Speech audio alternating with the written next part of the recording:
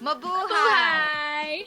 Welcome to The Babaylan Bruja Book Club podcast. It's Your Village, Kapwa Kids, Steph. And Amy. Here we are together again, and as always, in efforts to decolonize our minds, bodies, and reconnect with spirit by ways of relation via conversation, of education, interpretation, and integration. So, this is our invitation for you to join us on our journeys as we discuss the works of honored artists, authors, and thought leaders across the Filipina diaspora. Quick disclaimer, we want to acknowledge that in this moment, everyone is exactly where they need to be. And since we are not experts, yet we are sharing our own unique lived experiences, we invite you to take or toss any statements, any opinions, any words we may use as you choose. And we are so glad you found your way here.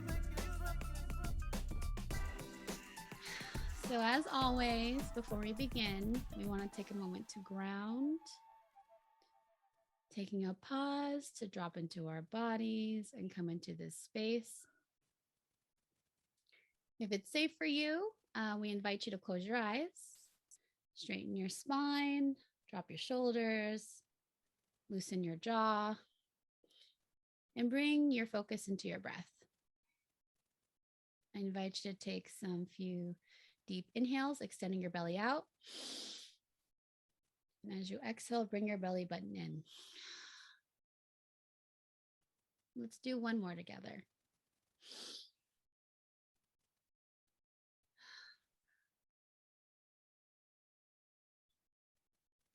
And feel free to go with this on your own. Just connect back into your body, into this moment. Don't worry about tomorrow. Don't worry about yesterday.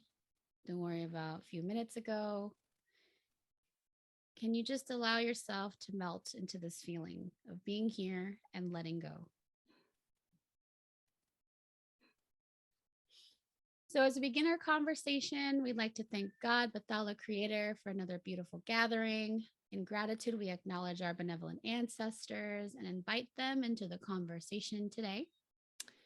Thanking them to the ancestors of the lands I occupy currently, knowing we cannot do our own remembrance work without remembering them.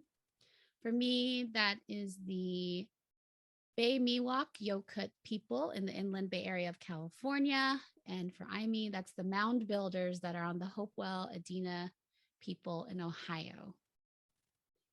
We also acknowledge and invite our guides and God Bathala Creator to be with us to support and guide our conversation. And we pray that it may support you too. And with gratitude, we also acknowledge your presence, energy, and light, Kapwa, no matter wherever and whenever you're tuning in.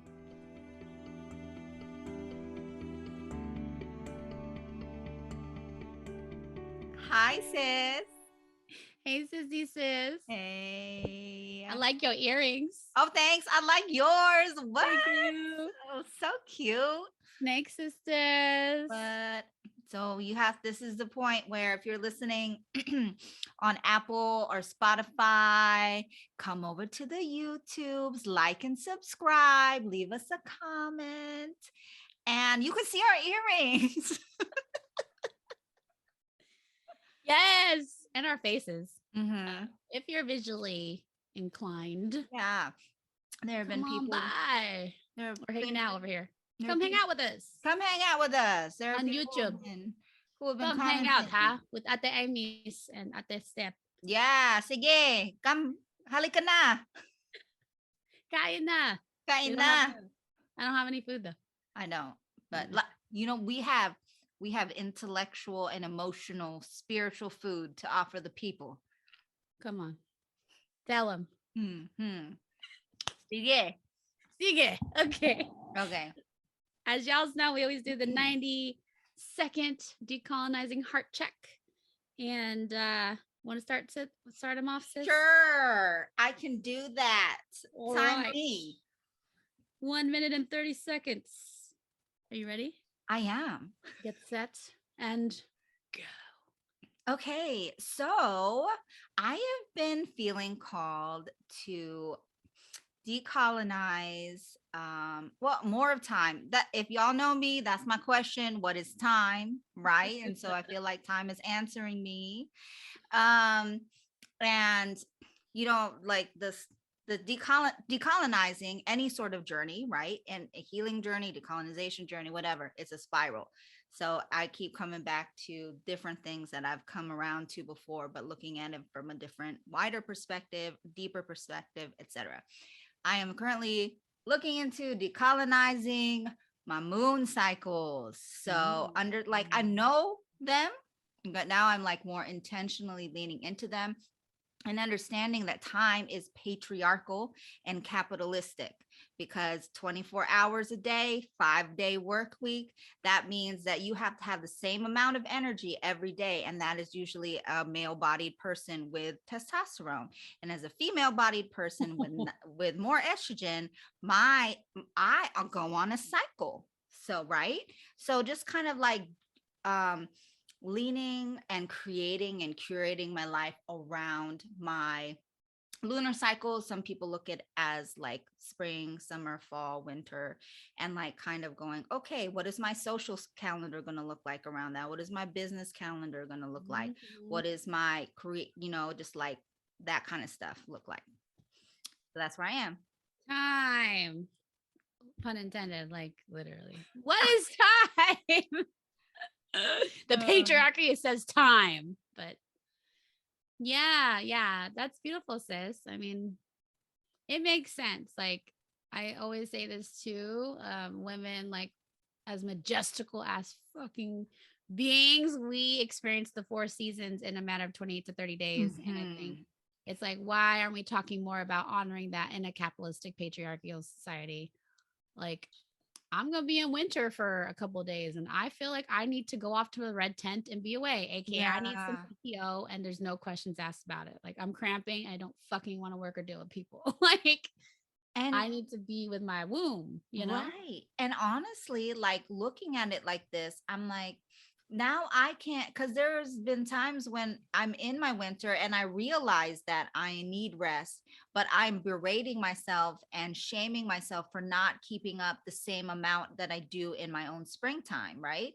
But now I'm like, okay, if I intentionally celebrate it and lean into it, this means I can be even more, quote unquote, productive or whatever during spring and summer and fall for me, right? If I actually take the rest. And honestly, like, it has also helped me. I know this, I'm going on a little longer, but it has also helped me have a little bit more more grace for men, just a little bit. Again, like I said, because at the end of the day, I'm like, men are just like sit on the couch, right? And I'm like, oh, must be nice to sit on the couch. But honestly, that's their winter, because they go through the whole thing in a matter of 24 hours, right? Yeah. And so I'm like, okay, I can understand that, that I can have a little bit, it gives me a different perspective on it, right? Instead of just being like, like, why is he just sitting on the couch doing nothing? It's like, well, that's because his energy level is really low right then. Just like you can take a whole 4 days for you when you are in your own winter, and you should, because if you're going to dismantle the patriarchy, burn it to the fucking ground. I'm just kidding. I don't know about the violence, but anyway, like one of the ways you can do that is just really lean into your own. If you're a female body person, like lean into your own rest cycles. Yeah. On your own rest. So. Yeah.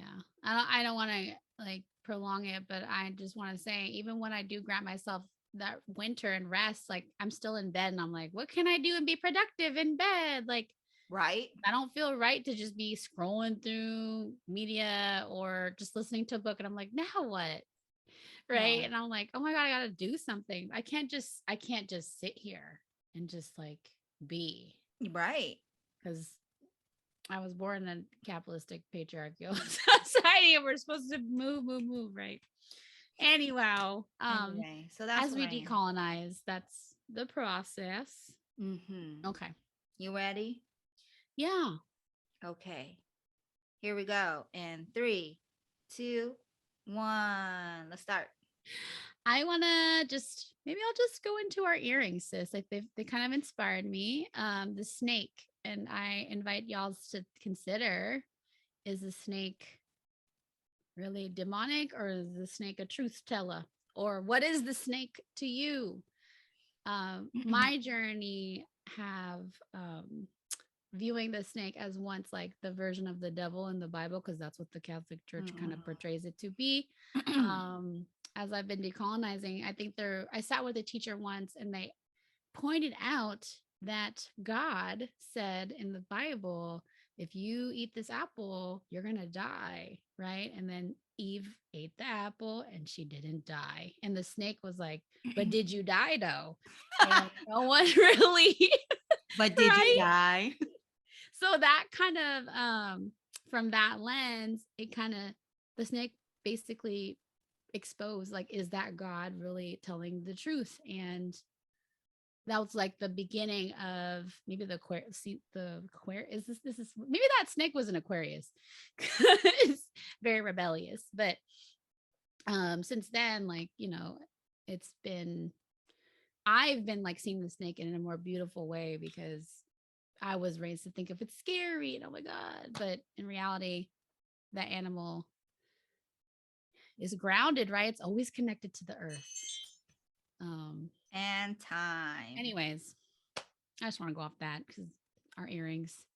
Yeah. I pulled a card the other day, Oracle card. It was a snake.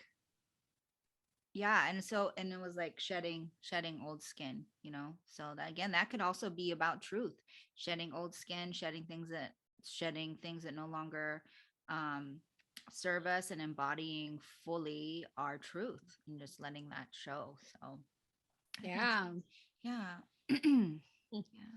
So, well, thank you. Yeah. Thank you, sis. So we are on chapter 8. It is on page 185 of the Crocodile's Belly. It's called Towards a Kapwa, a theory of art working towards wholeness in contemporary practice. This essay was written by Ate Margarita Certeza Garcia. And as an artist, she kind of walks us through her take on Kapwa and how its concept of a way of being at home in the world.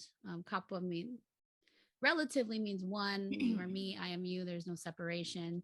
So it's like the Filipino Tagalog way of viewing it, I believe. It's guided and influenced through her decolonizing journey as well as her own art journey. So the essay was divided into 4 parts if you choose to read it. There's her personal context and rationale regarding Kapwa, a theoretical section that examines problems with inclusivity and the mainstream contemporary art world. Then a reflection on her personal experience of Kapwa in the Philippines, and a concluding practical exploration of the implications of Kapwa in her artistic practice. So her projects. Ate Mar was working multiple jobs initially as an art activism person in New York, and the workload eventually exhausted her body. And, like our body always tells us, when it's time to pay attention, you will. So when her body was injured, it was time to do something different. She kind of, I guess, woke up, shifted some things. She went back to Batanes, Philippines. I think that's where some of her ancestral roots are. And she was overwhelmed with the way the community embraced her upon her day 1 arrival and made her feel so interconnected as a Filipina American who, as she said, spent more time living in different countries like Brazil than the Philippines. Her artistic skills and expressiveness allowed her to connect with the Pacita Abad Center for the Arts, which created multiple opportunities for her to facilitate art spaces while in the Philippines, work with kids, the community works, and eventually produce and share public projects as she eventually made her way to end up in Germany. Ate Mar's art practices include in this chapter cited an array of performative, engaging, and displayable art that aim to nurture the spirit by the one she shared as food, ritual, and healing. Yes. Yeah. And I was telling Sis Steph earlier that but what is time? Well, so last week this time, like when we're recording this right now, You're last so week this time, yeah. where is here? Where is there? I was with in person, in body, with Steph and some other of our sister friends. And I flew into LA for one of our sister friends' art show. Her name is Jillian. Shout out Objects and Offerings on Instagram. Check her So out. she had an art show at Oxy Arts, and it was called Pieces of the Past, Practice of Protection, Healing, and Celebration. And so one of the questions that Atimar asks in this chapter is, what would art inspired by the notion of Kapwa be like? And so she had pointed out real quickly that like what that might look like is something ceremonial, contemplative, commemorative. It's often functional, instructional, or aiding the community, aiding in community building, and it has activities that bring people together, rouse awareness, and awaken collective memories. And so I didn't really talk to Jillian like after I read this, but I was like, wow, I don't know if like she realized what if she was doing it like intentionally, but her whole art show was like that. So she had Virgil Apostle from Kailikuan open up like and doing an invocation in ritual, and all of, like I did Kali, like sacred Kali, and then there was Ablon, and then at the end Jinji came and there was like this huge like indigenous dance party club situation, but it was like brought people together, and it was like so it was very community building. There's a lot of activities, there's ceremony. So I thought just like reading this chapter after like seeing it through the lens of what I experienced last week was kind of cool. It's like reading about something after I experienced it. It's easier to kind of like, make lines and kind of understand like what it feels like embodied, right? So yeah, I just wanted to shout Jillian out and all that. And she's one of the couple artists out there. So because I think she like even in her description, she was like, all of these practices are from different regions in what is now known the Philippine Islands, but it's all Kapwa. It's all that's how all of this is together. It is it's Kapwa. It's like myself and the other, and all the stuff that we're talking about. So yeah, divine timing. That's very synchronistic. I was thinking that too. And the place we stayed was full of art. We won't get into it, but very artsy. Yeah. Like literally a week of art. Yes. But yeah, that's beautiful. That makes sense. Yeah. So thank you for that. Thank you for heading up those Brown Girl Cliff Notes, sis. You're welcome. I need whoever wrote Cliff Notes for me. I'm just paying it forward. Growing up. Yeah. All the times I access Cliff Notes. Anyways, I feel complete. Do you feel complete? I do. Vocab words. All right, let's go. Vocabulary words. I can go first. Okay. Okay, so page 194 is the vocab word, and it is a Tagalog word.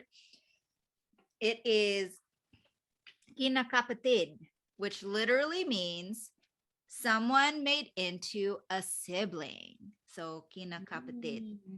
And she mentions how she kind of had to get used to she was kind of overwhelmed by all the familial things, because she, growing up here in the US, we're very much we are raised to be self and to have solitude, right?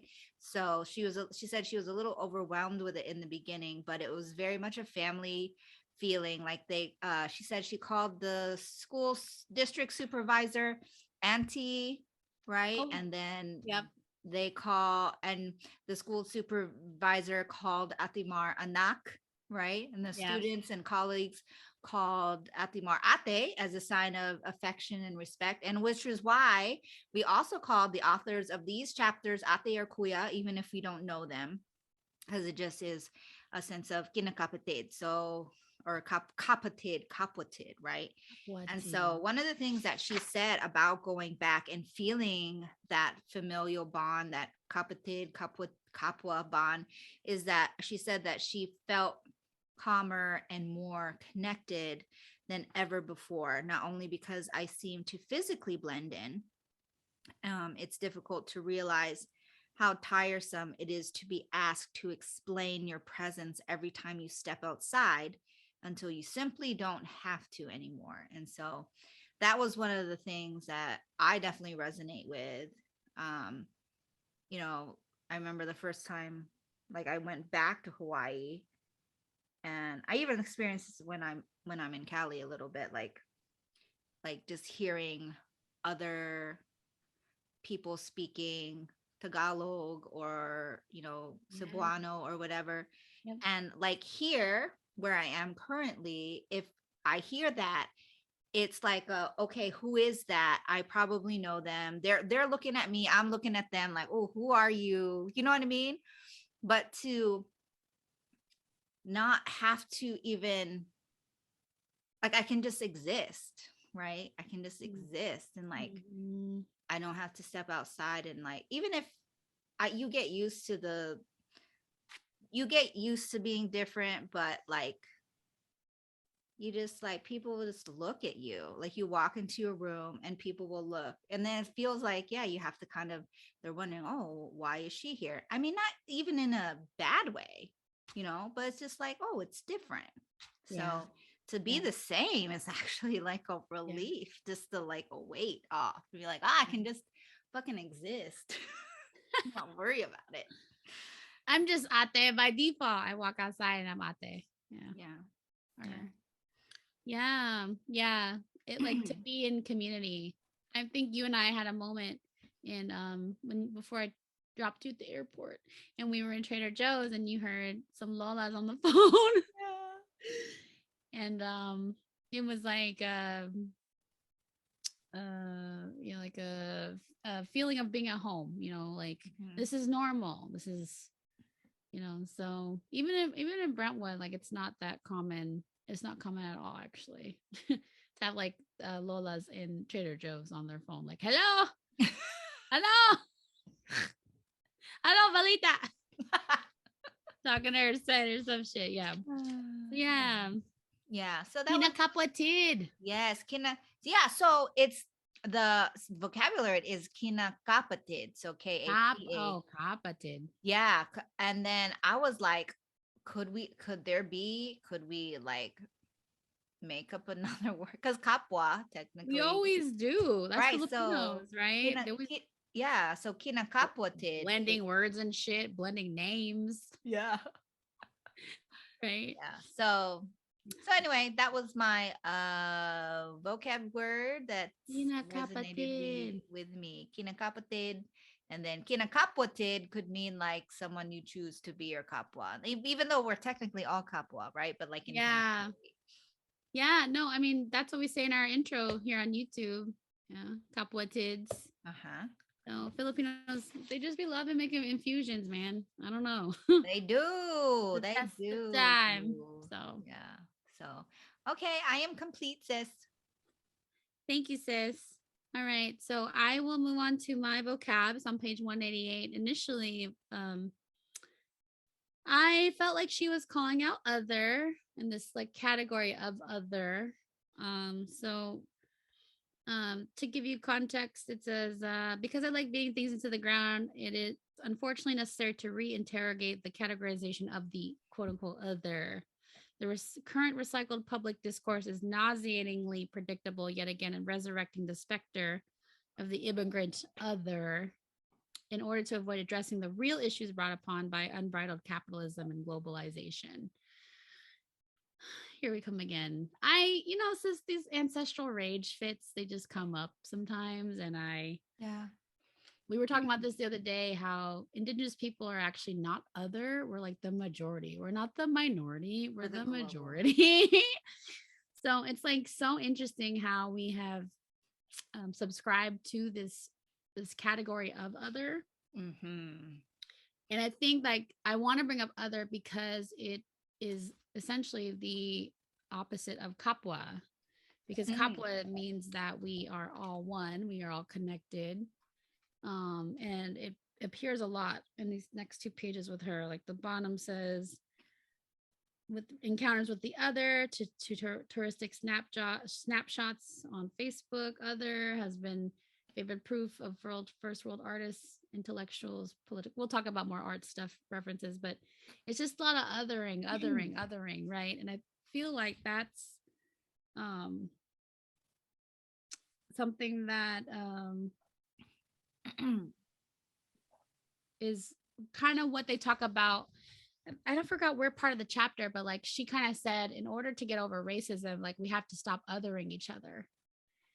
We have to stop looking at each other as different. And that, unfortunately, which we're getting there, is like also inclusion, like not looking at white people as other. That's the invitation. Right now, wherever you are, like for me, it's like, you know, some days are more easier than others to not look at white people as other. But as I'm reading this book and decolonizing, like I just get madder at being categorized as other for so long, and I'm honoring that.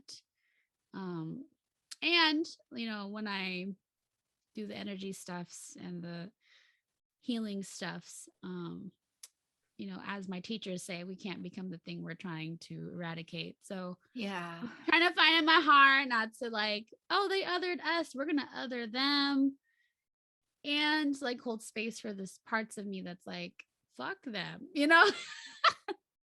So Yeah. I think other is a tangible term for us to reference for a point of healing, because that's where healing starts. It's becoming aware, you know, that this has happened, this is happening, and like how can we move in spaces in like the art realm, or even just like down the street at the grocery store, and not try not to other each other. Yeah. Yeah. It's yeah, you're definitely right. You know, you're reflecting on the fact that we are the global majority. We are the global majority, right? And so I think one of the things that she was saying is in her theoretical section that examines the problems with inclusivity in the mainstream contemporary art world, is like she asked, like, who gets to make art? Who even gets to imagine that they might become an artist? And who gets to have their story told through art? And is more often than not someone in a relative position of privilege, because they have the privilege and they have the time to go to art school, or they have the time just to sit and make art and not have to go to work and survive. Right. And so oftentimes I think, oh wow, I don't know if you remember, sis, but we read in the other book, the first Babaylan book, remember it was the artist, it was that one artist who she was white and she did the Babaylan Barbie. The Barbies, yeah. And we were talking about this last week, yeah.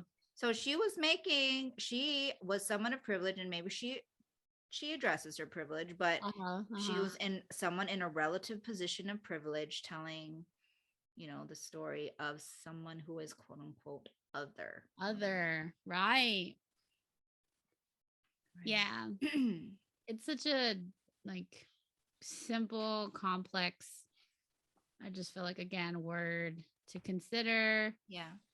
And it shows up in many spaces when we vote, when we oh god, yeah, claim our sexuality, you know. Ooh. Like and when we're out and about in the street. So I mean, whatever other means to you, the othering, like it, again, it's a reference point of like, we're separating ourselves. In reality, we're not separate. We're all parts, we're all droplets of the ocean, you know. Yeah. There might be like colder or warmer areas of the ocean, but you know, anyways, that be the best metaphor. My point is like, it's the opposite of Kapwa. And I feel like those two, like the yin yangs, can help us find balance. Yeah, I like how you had that, that like exactly the yin yang, how you're like, this is the opposite. The other is the opposite of Kapwa. Because Kapwa is seeing yourself in the other, which inherently makes them not the other, right?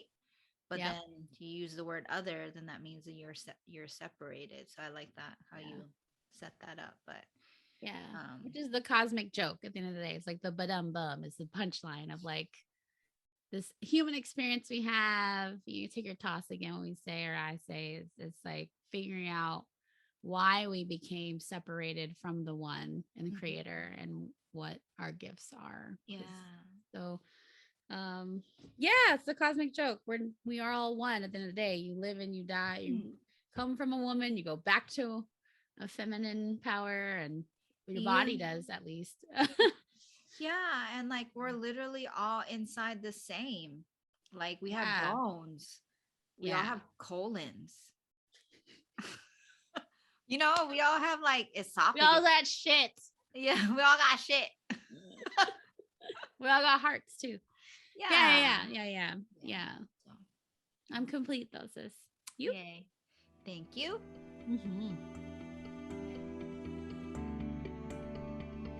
Okay, let's get into some quotes. Okay. Page 197.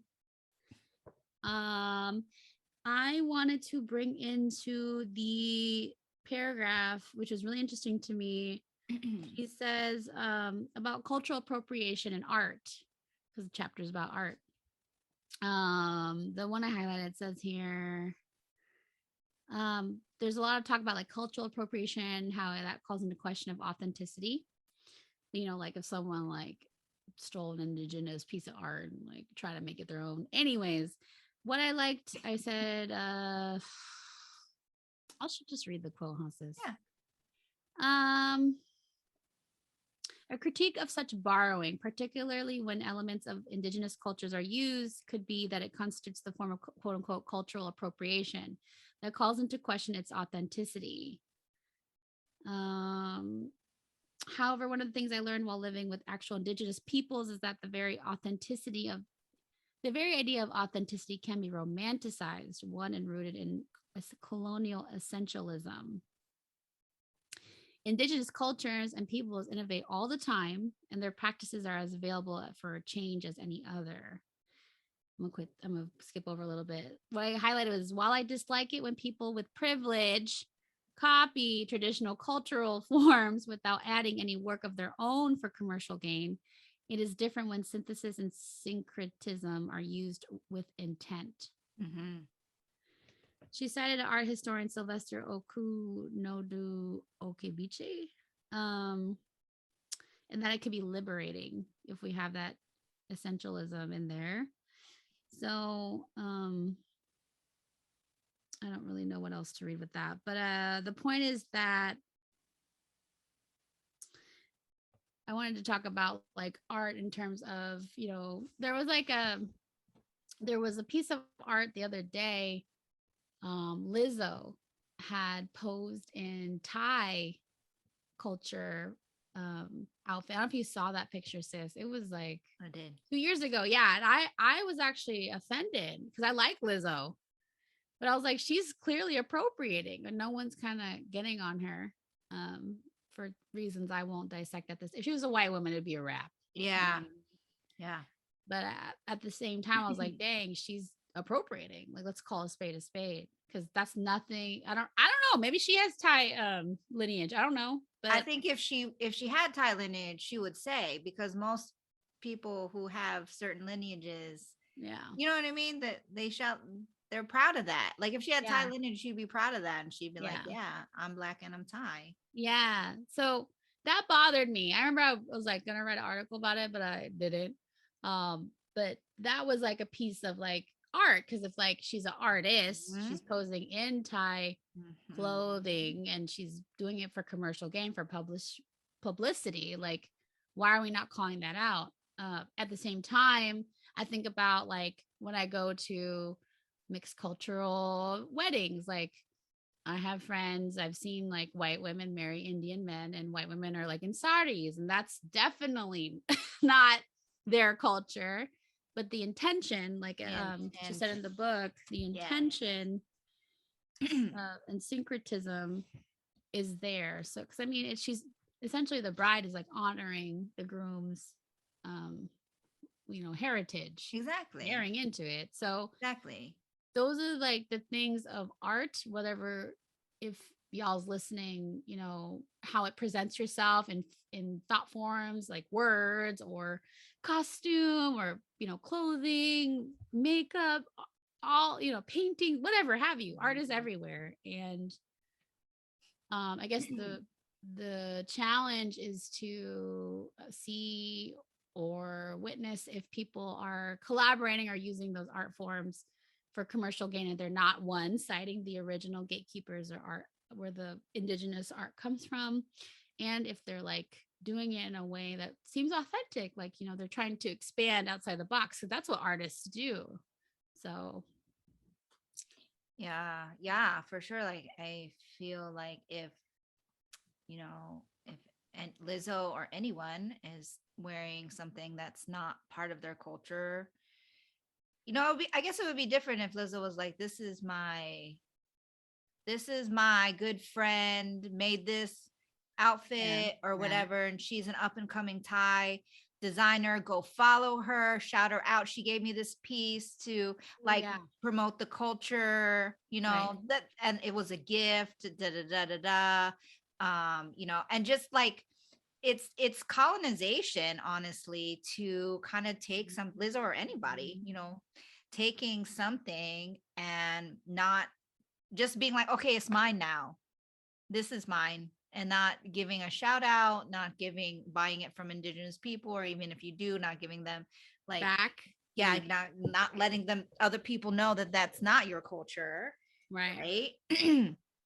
So yeah. But yeah, like you said, the intent is it's different when it's, somebody who's, like a marriage, it's totally different. Or yeah. Or if it's a performative art piece or whatever. Like, let's even bring up Jillian's event, not Jillian per se, but like how she combined martial arts. Like different provinces might feel a way about that. Like, no, this is our stuff, right? Yet Jillian's intention was to kind of highlight how it all comes together. This is the Philippines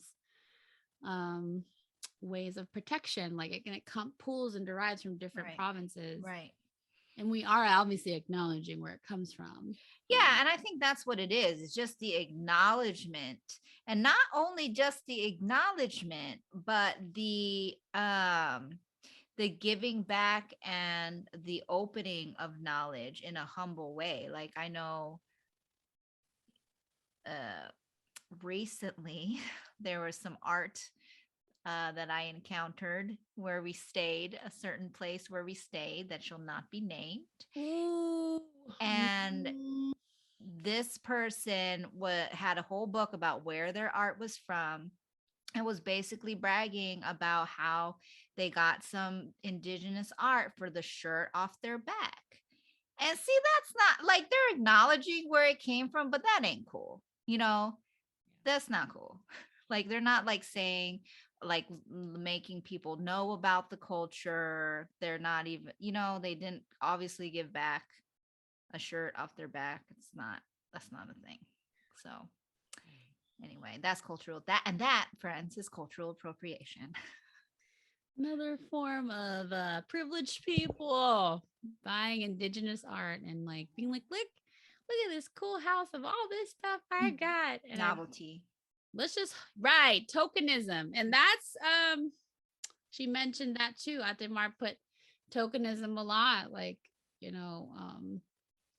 art again is that invitation to think outside the box. And I think when artists, people of color who come from this romanticized oppression, like they've came out the rocks and stuff, and here's their art stuff to express what they've been through. Like, where I'm going with this is that it can be tokenized because it's like, Yeah. ooh, you already look exotic. You already Yeah. look different. Yeah. And your story is obviously different. So Yeah. let's pay you. Yeah. I just hope they're getting paid enough. That's all. Word. In California, okay? Word. Because art is a lucrative business. Let's not get it twisted. Like artists get paid. So Word. but Okay. Well, thanks, Steph. Are you? yeah, Do you feel complete? I am. Yeah. Okay. So my quote was from the very last page, and it got me thinking about lots of stuff. So here we go. Atimar talks about the Kapwa generated flow. So the very last sentence says, but in this Kapwa generated flow, I'm at last able to bring together the seeming contradictions of my hybrid life, allow them to balance and work together, and find a home in the practice of community oriented public art. So, she's talking about art, obviously, in this piece, but the idea of Kapwa generated flow, I was thinking to myself, like, because we start off this podcast, saying hello Kapwatid, and Kapwa is like a big concept, an important concept, but the idea of Kapwa generated flow, the idea of flow, I was like, man, this Kapwa generated flow is kind of like, it is our indigenous Filipinx heritage. Remember how you said earlier, like there's a blending. We always like blend stuff. We always like, and so, and how you just read about how oftentimes the idea of indigenous people can be romanticized, right, and rooted in colonial essentialism, like, oh cute, like that's how they used to be and that's always how they're going to be. But the idea is that indigenous cultures and peoples innovate all the time, and their practices are as available for change as any other, right? So I got, like, I'm still working this out, so I'm okay. Thank you for bearing with me, Babaylan Brujas and Steph. So I got to, like, so the original question for this whole chapter was, what would art inspired by the notion of Kapwa be like, right? So she's like, what does that look like? And so I started thinking, like, what would, just for myself personally, what would my life inspired by the notion of Kapwa generated flow be like? So right. So like we go into, you talked about the indigenous, right, about how it can be romanticized, and thinking like it doesn't ever change. And she also goes into the definition of the indigenous by Ate from the Babaylan book that we read last season. In our last season. Yeah. And so Ate says, I use the term indigenous to refer to the self that has found its place, its home in the world, emptied of projections of inferiority, third world, quote unquote, undeveloped, quote unquote, uncivilized, and quote unquote, exotic and primitive and modernizing, right? So that's oftentimes what we think, those things we think about when we hear the word indigenous, right? So all of those, like undeveloped, it was like long time ago, it's super exotic, right? But she was saying that it is capable, that indigenous is capable, is the self capable of conjuring one's place and growing roots through the works of imagination, reframing history and retelling the Filipino story that centers our history of resistance, survival, and regeneration, right? So the indigenous, we're trying to get back to our quote unquote indigenous roots. And while there are certain things to look back upon that are specifically things that we don't look to now, like Kapwa or the idea of taking care of the earth, et cetera, right? There's this whole idea of I'm usually a internal processor, so It's I'm okay. We're externally. externally processing. That's the purpose of Yes, the podcast. yes, yes, yes. Mhm.